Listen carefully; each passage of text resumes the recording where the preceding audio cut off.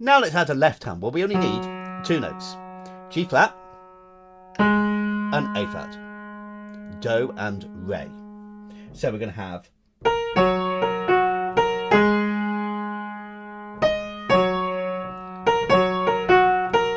So when we come to the A flat in the right hand, we're going to do the same in the left hand.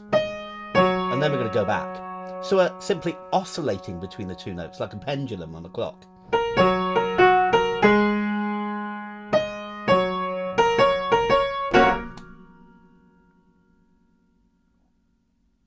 Now let's convert those two bass notes into two chords.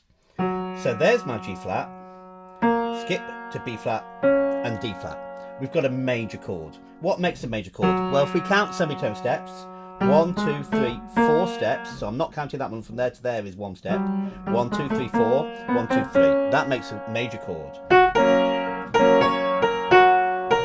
Now the next chord I need is minor, and I am going to use a white note there, B in the middle, properly called C flat in this case, it's A flat minor, but B if you like.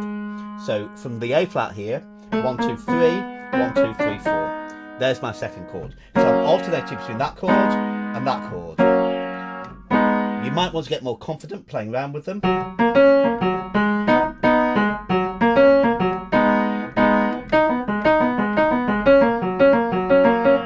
Kind of got that clock feel to it, hasn't it? So we put the tune together.